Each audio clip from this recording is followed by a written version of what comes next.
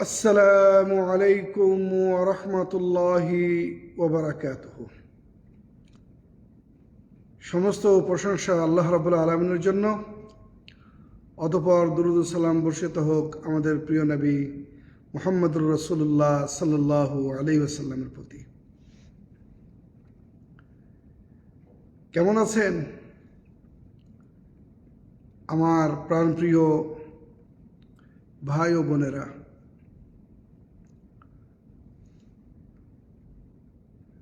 আল্লাহ রাব্বুল আলামিনের দরবারে লাখ কোটি শুকরিয়া আদায় করি যে তিনি এমন একটি দেশের অধিবাসী করেছেন যে দেশকে আল্লাহ রাব্বুল আলামিন রকমারি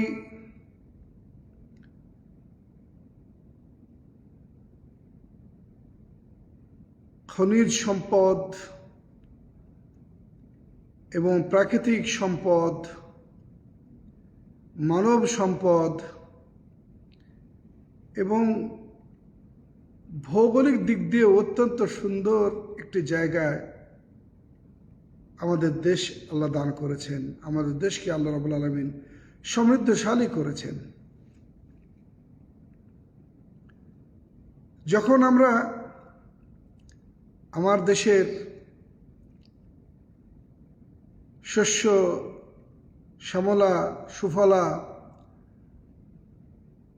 খালবিল নদী নালায় ভরপুর, সবুজে ঘেরা পর্বতমালায় আমরা দৃষ্টিপাত করি, হৃদয় আমাদের জড়িয়ে যায়। আমাদের দেশকে আল্লাহ রাব্বুল আলামিন এত সুন্দরভাবে সাজিয়েছেন। এমন কিছু জায়গা আছে আমাদের দেশে যে জায়গাগুলি এত মনোরম, মানুষ লক্ষ লক্ষ টাকা খরচ করে বিদেশে যায় ওই সকল ভিউ, একটু স্বাদ বা ন্যাচারাল একটু পরিবেশে কিছুটা সময় অতিবাহিত করার জন্য। অথচ আল্লাহ সুবহানাহু ওয়া তাআলা আমাদের দেশটাকে খুব সুন্দর করে সাজিয়েছেন। কি নাই, সুন্দর সুন্দর লেক আছে, সুন্দর সুন্দর ঝর্ণাধারা আছে, সবুজ প্রাকৃতিক ঘেরা আল্লাহ প্রদত্ত পাহাড় পর্বত আছে, নদী নালা আছে, খালবিল আছে। কি নাই আমার দেশে? কি দান করেননি আল্লাহ রাব্বুল আলামিন? যে দেশের সামান্য ছোট্ট একটি জায়গায় যদি কিছুদিন পানি জমে থাকে, সেখানেও ডেড়কা বা পুঁটির মাছ পাওয়া যায়। 1 ইঞ্চিও জায়গা খালি নাই যেখানে কোনো কিছু রোপণ করলে সেখানে গাছ বা ঘাস বের হয় না। আল্লাহ এত অফুরন্ত নিয়ামত আমাদেরকে দিয়েছেন যা কল্পনার বাইরে। 6 ঋতুর দেশ, আল্লাহর রহমতের বাড়িধারা যখন অঝোর ধারায় ঝরতে থাকে তখন কতই না ভালো লাগে, হৃদয় জুড়িয়ে যায়। এই যে মধুমাস অতিক্রম হতে চলেছে, জ্যৈষ্ঠী আষাঢ়, রকমারি ফল ফুলারিতে আল্লাহ রাব্বুল আলামিন ভরপুর করেছেন। আমাদের দেশের কবি, সাহিত্যিক, ছড়াকার, আবৃত্তিকার এবং যারা গজল নাশিদ প্রেমী, তারা তাদের লেখনীতে আমাদের দেশটাকে কত সুন্দর করে ফুটিয়ে তুলেছেন। এমন একটা দেশের বাসিন্দা আল্লাহ আমাদেরকে করেছেন যে দেশে আমরা ধর্ম, বর্ণ, গোত্র নির্বিশেষে একটা সুন্দর পরিচয়ে বসবাস করি, আমরা মিলেমিশে থাকি। সেই ছোট্টবেলার ছোট্ট একটি কবিতা মনে পড়ে গেল। আমাদের ছোট গায়ে ছোট ছোট ঘর, থাকি সেথা সবে মিলে নাহি কেহু পর।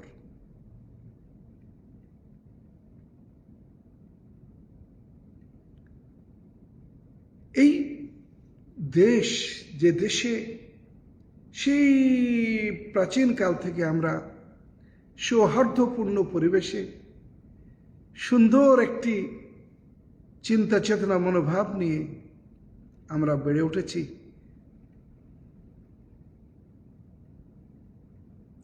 এত কিছুর পরেও কেন আমরা আজকে আমাদের দেশটাকে নিয়ে মুক্ত চিন্তার পরিবর্তে বিষাক্ত বিষ পাপের দিক দিয়ে আমরা ধীরে ধীরে ঘেরে ধরছি? কেন উদারতার পরিবর্তে আমাদের মনের ভিতরে সংকীর্ণতা চলে আসছে? কেন আমরা বহু বছরের ঐতিহ্যকে আমরা ধুলায় মিশিয়ে দিতে চাচ্ছি?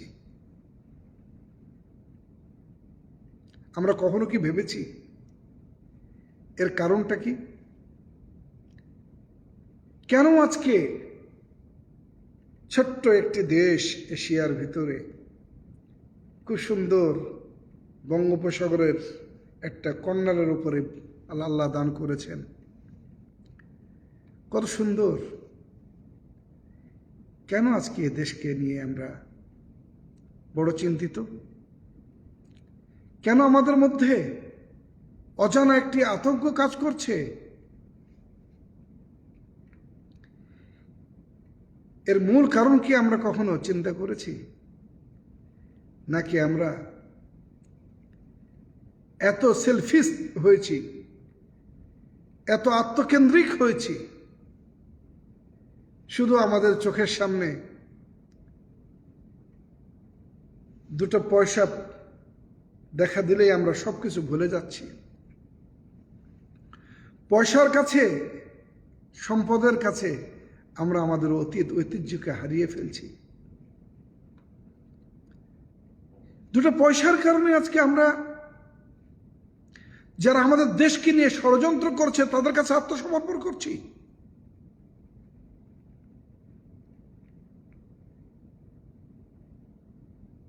আজকে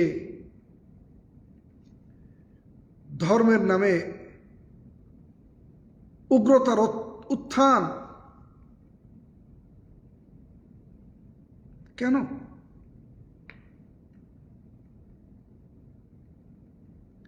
কেন আজকে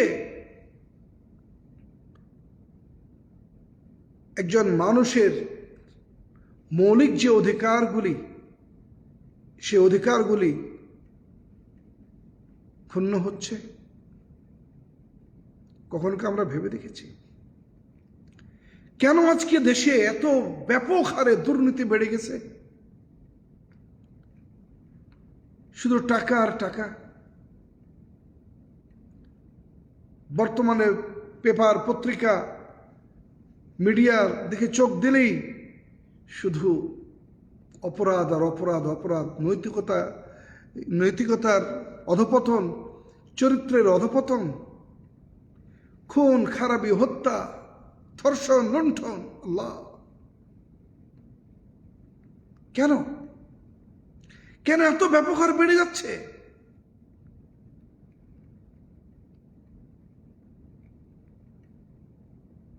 চোরা কারবারি, মাদক ব্যবসায়ী, চাঁদাবাজ, সন্ত্রাস, কিশোর গ্যাং, দলবদ্ধ রেপিস্ট, ধর্ষকদের উত্থান এত ব্যাপক কেন? পথশিশু, ছিন্নমূল,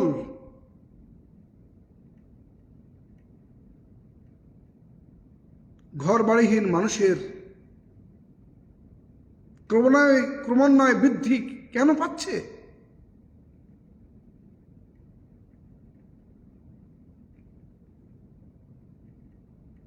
আমরা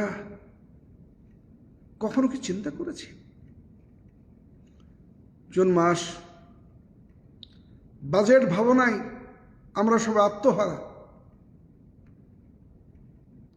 কিন্তু কখনো কি আমরা আমাদের দেশের মৌলিক যে ক্ষতিকর দিকগুলি সেগুলোকে কি কখনো আমরা চিহ্নিত করছি? এবং চিহ্নিত করে সেখান থেকে কিভাবে পরিত্রাণ পাওয়া যায় সে ব্যাপারে কি আমরা কখনো চিন্তা করছি?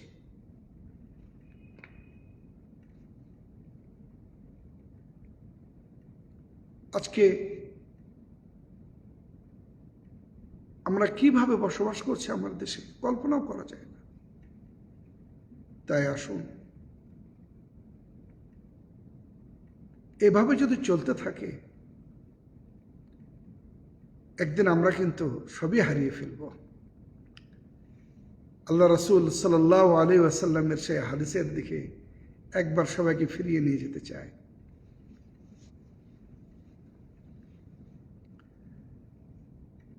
যে হাদিসে বলা হয়েছে যে একটা মাঝ সমুদ্রে বিশাল বড় জাহাজ, যে জাহাজের ওপর তলাও মানুষ বসবাস করে, নিচের তলাতেও মানুষ বসবাস করে।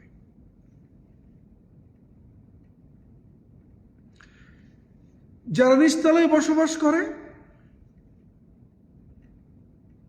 তাদের যদি পানির প্রয়োজন হয় তাহলে ওপর তলায় চড়তে হয়, তারপরে বালতি দিয়ে পানি উঠিয়ে তারপরে তাদের নিত্য প্রয়োজনীয়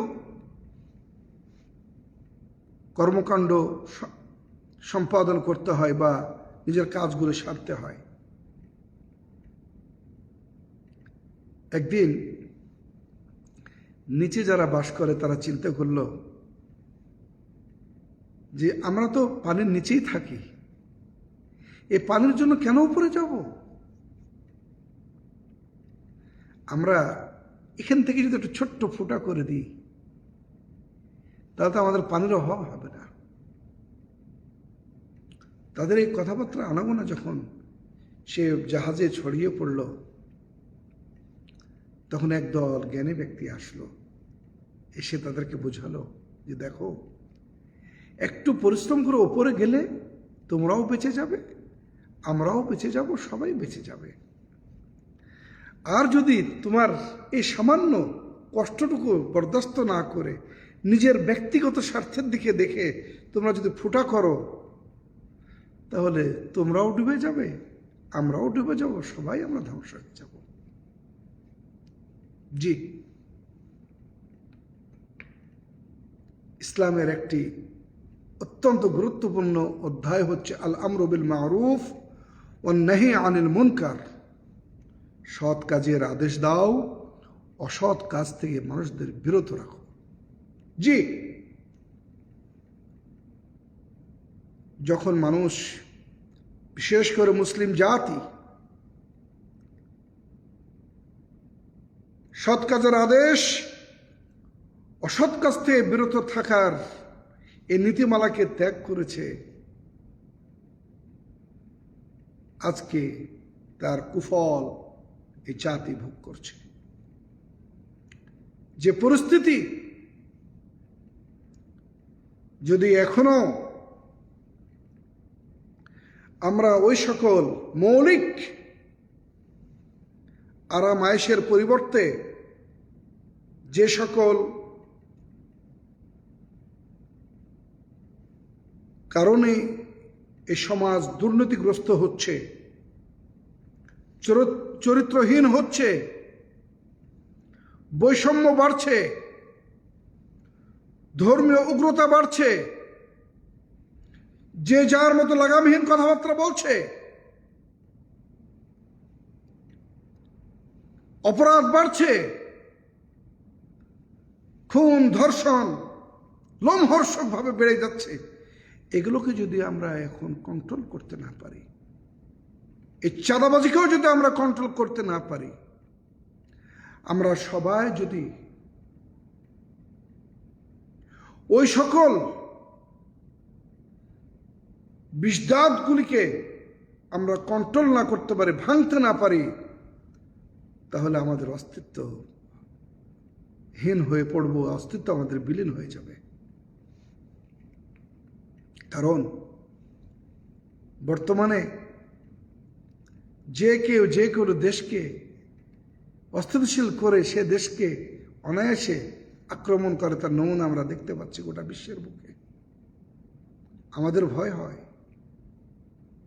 ছোট্ট আমাদের দেশ, এ দেশটাকে আমরা রক্ষা করতে পারবো কিনা। অনেক রক্তের বিনিময়ে এই বাংলাদেশের, ভারত উপমহাদেশের মধ্যে ছোট্ট একটি জায়গা যেখানে কয়েক কোটি মুসলমান এবং বাংলা ভাষার মানুষেরা বাস করে, এর স্বকীয়তা, এর স্বাধীনতা, এই নির্যাস আজকে নতুন নয়। বড় বড় শাসকরা চলে গেছেন, টিপু সুলতান চলে গেছেন, হায়দার আলী চলে গেছেন, নবাব সিরাজউদ্দৌলা চলে গেছেন, আরো অনেকেই গেছেন। এই অস্তিত্বকে টিকিয়ে রাখতে তারা জীবন পর্যন্ত দিয়েছেন। তারা চেষ্টা করেছেন, কিন্তু ষড়যন্ত্র থেকে মুক্ত হতে পারেন নাই। ইতিহাস তার জ্বলন্ত প্রমাণ। সুতরাং আসুন আমরা মৌলিক স্ট্রাকচারে হাত দিই, যেখান থেকে অপরাধ জগতের উৎস তৈরি হয়, সেখানে আমরা হাত দেওয়ার চেষ্টা করি। বর্তমান বাজেট ভাবনায় আমরা এমনভাবে কিছু চিন্তা করি যাদের দিয়ে সমাজটাকে সুন্দর করা যায়, সংস্কার করা যায়, একটি সুন্দর টিম ওয়ার্ক আমরা তৈরি করি, বাজেটের বিশাল একটি অংশ এখানে ব্যয় করি,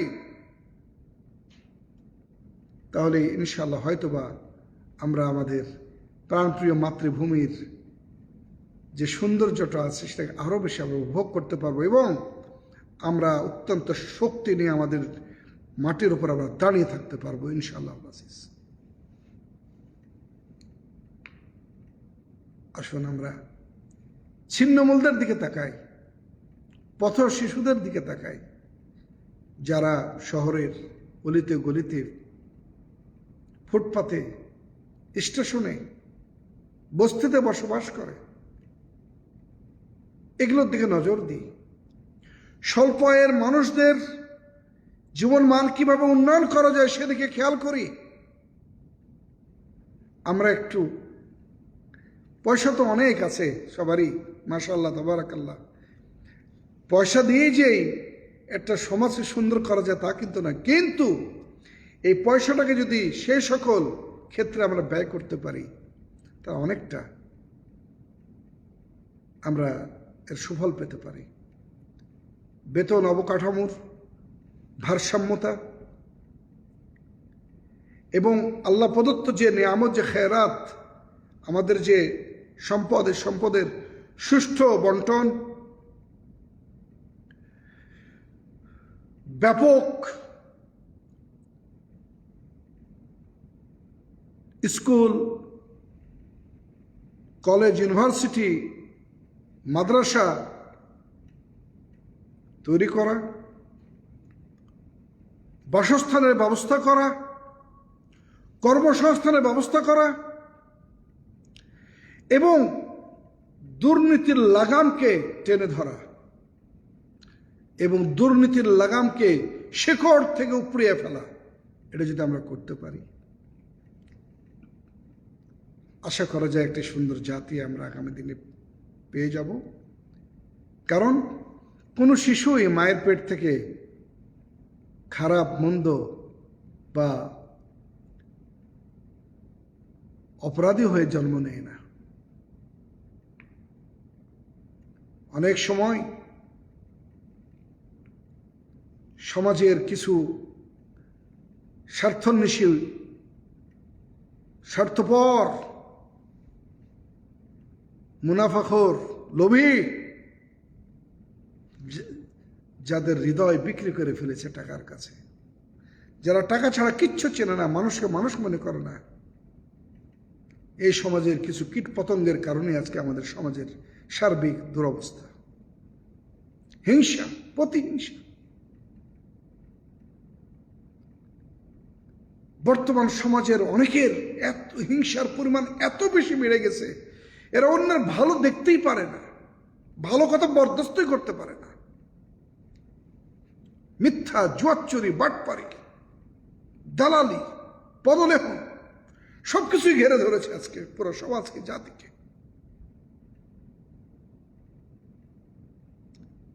আমরা কি এর থেকে নিস্তার পেতে পারি না? আমরা কি এর থেকে নিজেকে বাঁচাতে পারি না? অবশ্যই পারি। আজকে এমন কিছু মানুষের ইসলাম সম্পর্কেও এমন ধৃষ্টতাপূর্ণ কথাবার্তা বলে যা অত্যন্ত লজ্জাস্কর, অথচ তারা আমাদের দেশে বেহাল তবিয়তে চলাফেরা ঘুরে বেড়াচ্ছে। কারণ সে আইন নাই আমাদের। যদি কোনো ব্যক্তি কোনো ধর্মকে অবমাননা বা অপব্যাখ্যা করে, বা তার মন মতো তার যে একটা শাস্তির বিধান করা দরকার, সেগুলো নাই। দৃষ্টান্তমূলক কোনো শাস্তি নাই আমাদের দেশে।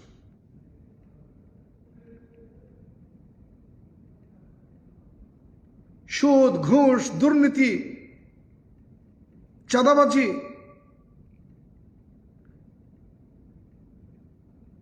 মাদক, চোরাচালান এত ব্যাপক হারে বেড়ে গেছে,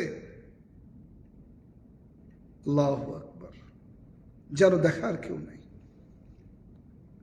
আসুন আমরা একটু ভালো হই, আত্মসমালোচনা করি। মনে রাখবেন, আল্লাহ সুবহানাহু ওয়া তাআলা ছাড় দেন, ছেড়ে দেন না। যাদের কারণে, যাদের ইঙ্গিতে, যাদের আশ্রয়ে প্রশ্রয়ে, যাদের সহযোগিতায় এ সকল অপরাধমূলক কর্মকাণ্ড, নীতি নৈতিকতাহীনতা কর্মকাণ্ড ঘটিত হচ্ছে, কেউ আপনারা নিস্তার পাবেন না আল্লাহর দরবারে। দুদিন আগে, দুদিন পরে আল্লাহর শাস্তি থেকে কেউ রেহাই পাবেন না। আল্লাহকে ভয় করুন, আল্লাহকে ভয় করুন। মনে রাখবেন আল্লাহ রাসূলের ওই কথা, কুল্লুকুম রাঈন ওয়া কুল্লুকুম মাসউলুন আন রাঈয়াতিহি। ওপরে ওপরে ভালো কথা বলবেন আর নিচে নিচে সমস্ত অপরাধ জগৎকে আপনি সাপোর্ট করবেন, গোপন লাইসেন্স দিয়ে রাখবেন, সমাজকে অস্থিতিশীল করে তুলবেন। আর কেউ দেখতে না পেলে তো আল্লাহ সুবহানাহু ওয়া তাআলা দেখছেন। এই জন্য আল্লাহ রাব্বুল আলামিন বলেছেন, ইন্নাল্লাহা লা ইউগাইয়িরু মা বিকওমিন হাত্তা ইউগাইয়িরু মা বিআনফুসিহিম। আল্লাহ ততক্ষণ কোনো জাতির ভাগ্যের পরিবর্তন ঘটান না যতক্ষণ না তারা তাদের নিজেদের ভাগ্যের পরিবর্তন ঘটায়। আরও বলেছেন, লাহা মা কাসাবাত ওয়া আলাইহা মা ইকতাসাবাত। তারা যদি ভালো কাজ করে তার ভালো ফলাফল পাবে, তারা যদি মন্দ কাজ করে তার মন্দ ফলাফল পাবে। আজকে আমরা দেখতে পাচ্ছি বিচারহীনতা, মব সৃষ্টি করে প্রকাশ্যে দিবালোকে হত্যার মতো দুর্ধর্ষ ঘটনা আমরা এই মিডিয়ার মাধ্যমে, ফেসবুক বলেন, ইউটিউব বলেন, মেসেঞ্জার বলেন ইত্যাদি পেপার পত্রিকার মাধ্যমে আমরা দেখতে পাচ্ছি। মনে হচ্ছে যেন বড় ক্রাইম করে সব পার পেয়ে যাচ্ছে। সেজন্য যারা আইন প্রণেতা আছেন আপনাদেরকেও ভাবতে হবে, যারা ওকালতি করেন আপনাদেরকেও ভাবতে হবে, যারা বিচারের সাথে জড়িত আপনাদেরকেও ভাবতে হবে। দৃষ্টান্তমূলক শাস্তি যদি দ্রুত কার্যকর করা যায় তাহলে অনেকাংশে সমাজ এবং প্রত্যেকটা রোগকে নির্ণয় করে তার সমাধান এগিয়ে আসলে অনেকটা সমাজ সুন্দর হয়ে যাবে। এজন্য আগে সমাজকে সংস্কার করতে হবে। আজকে আমরা বাজেটের অনেক কিছু ছাড় দিচ্ছি, অনেক কিছু বাড়াচ্ছি, অনেক কিছু, কিন্তু সুন্দর মানুষ তৈরি করার আমরা কতটুকু পদক্ষেপ নিচ্ছি? মানুষের মতো মানুষ তৈরি করার পদক্ষেপ কতটুকু নিচ্ছি? জি, আমরা মাশাআল্লাহ এখন শিক্ষার হারে অনেক এগিয়ে গেছি, কিন্তু সেম টাইম আমাদের কমলমতি বাবারা, শিশুরা যারা ক্লাস 6-7 পড়ে, ক্লাস 8-9 পড়ে, তাদের চিত্র এবং চরিত্রটা আমরা কি দেখছি না? কিভাবে তারা অল্প বয়সী, যা একসময় কেউ কল্পনা করতে পারতো সে ধরনের ক্রাইমের সাথে তারা জড়িয়ে পড়ছে। সময় এসেছে নিজের অস্তিত্বকে টিকিয়ে রাখার জন্য একটু ভাবুন। আল্লাহ যাদেরকে তৌফিক দিয়েছেন, যাদেরকে আমার দেশ পরিচালনার সুযোগ দিয়েছেন এবং যাদেরকে মহান সংসদে যাওয়ার সুযোগ করে দিয়েছেন আল্লাহ রাব্বুল আলামিন, প্রত্যেককেই কিন্তু এই দায়িত্ব পালন করতে হবে।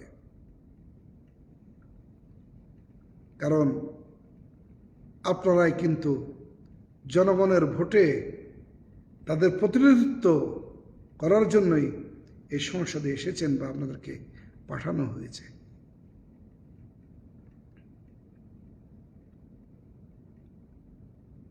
ভাবার বিষয়। আর কত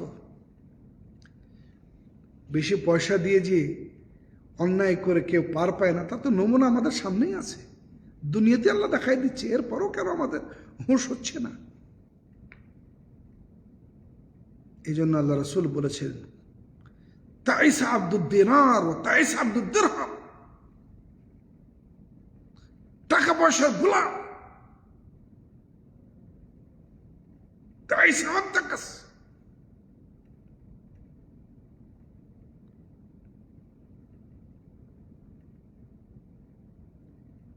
সুতরাং টাকা পয়সার গোলামি থেকে বেরিয়ে আসতে হবে। কয় টাকা নিয়ে আপনি কবরে ঢুকবেন? আমাদের দেশের বড় বড় সব অনেক টাকা ওনারা দুনিয়া থেকে চলে যাচ্ছে খালি হাতে, কিছুই নিতে পারছে না। ওই 3.5 হাত কবরের নিচে ওই কাপড়টাই আপনার সম্বল। এত বাহাদুর কিসের দুনিয়াতে? এত বাড়াবাড়ি কিসের? কেন নিজের সামান্য কয়েকদিনের সুখের জন্য জাতিকে ধ্বংস করছেন? রাজনীতির নামে বিভক্তি, ধর্মীয়ভাবে বিভক্তি ছড়িয়ে এই জাতিকে কেন বিষাক্ত করছেন? একবারও কি আপনাকে আল্লাহকে ভয় হয় না? যারা আল্লাহকে মানে না, অন্য কোনো ভগবান তো মানে, ঈশ্বর তো মানে, তাদেরকে ভয় লাগে না?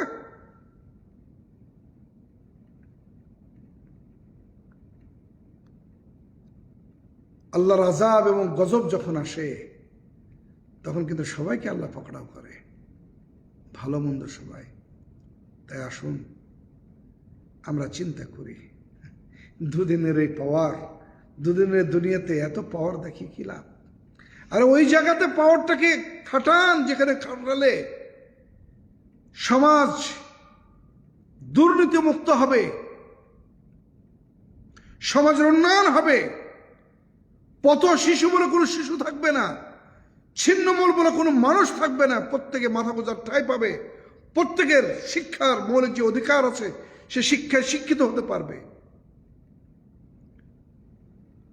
প্রকৃত মৌলিক আদর্শ শিক্ষার উপর ফোকাস করুন। আজকে শিক্ষাঙ্গনগুলোকে এই রাজনীতির, ছাত্র পলিটিক্সের নামে যেভাবে বিভেদ এবং বিশাল বড় আপোষের মধ্যে দ্বন্দ্বের উৎস তৈরি করা হয়েছে, আল্লাহ যেন রক্ষা করে আমাদেরকে। ভালোর চর্চার পরিবর্তে শুধু মন্দর চর্চা, হ্যারাসমেন্ট, বাহাদুরি, বাড়াবাড়ি। কেন? বিদ্যালয় বিদ্যা অর্জনের জায়গা, আমরা কোথায় ঠেলে দিচ্ছি আমাদের সন্তানদেরকে, আমাদের আগামী প্রজন্মকে? শুধুমাত্র আমাদের রাজনৈতিক অস্তিত্বকে টিকিয়ে রাখার জন্য। আর কত অনেক বড় বড় দেশ ছিল, সুন্দর সুন্দর, সব শেষ হয়ে গেছে। আল্লাহকে ভয় করুন।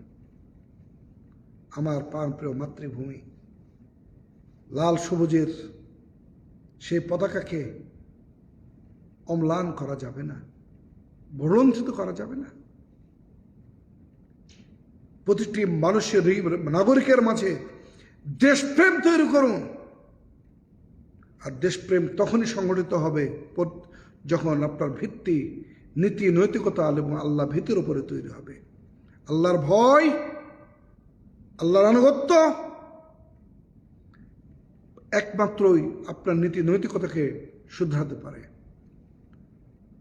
যদি আপনার নীতির পরিবর্তন না হয়, আপনার চরিত্রের পরিবর্তন না হয়, আপনার আদর্শের পরিবর্তন না হয়, আপনার নৈতিকতার পরিবর্তন না হয়, তাহলে আপনি ধরে নেবেন আপনার নামাজের ত্রুটি আছে, আল্লাহর প্রতি বিশ্বাসের ক্ষেত্রে ত্রুটি আছে, আল্লাহর আনুগত্যের প্রতি আপনার ত্রুটি আছে।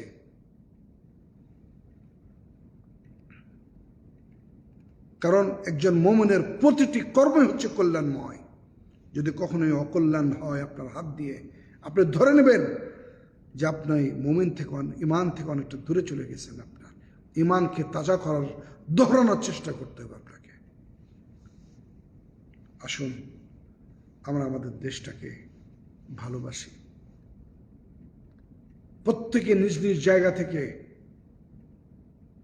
সুন্দর পরিবেশে ভালোভাবে, শুধু নামকা বাস্তে বাস ফটো সেশন, একটা অনুষ্ঠান, সবকিছু বিরিয়ানি না, দেশকে ভালোবেসে নিজের, আপনার যদি দেশে না থাকে তাহলে আপনার অস্তিত্ব থাকবে কোথায়? যে কোনো ষড়যন্ত্র মোকাবেলা করতে হবে।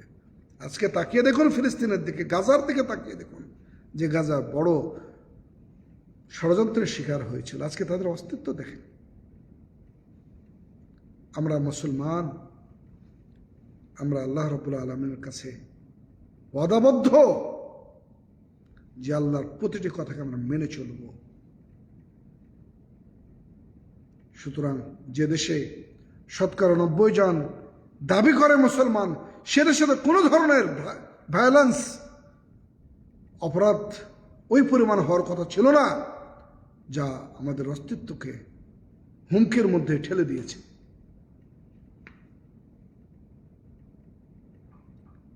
শত্রুর ষড়যন্ত্র থেকে সজাগ থাকতে হবে।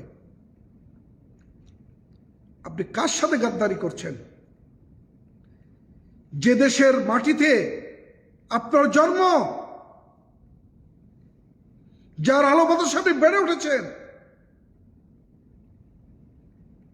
যে বাবা মায়ের দুধ পান করে খাদ্য খেয়ে আপনি আজকে বড় হয়েছেন, কিভাবে সে দেশের বিরুদ্ধে আপনি ষড়যন্ত্র করতে পারেন? একবার ভেবে দেখেছেন? ক্ষমতার দাপট বেশিক্ষণ থাকে না, বেশি দিন থাকে না। আল্লাহ অহংকারকে পছন্দ করেন না, আল্লাহ ষড়যন্ত্রকারীকে পছন্দ করেন না।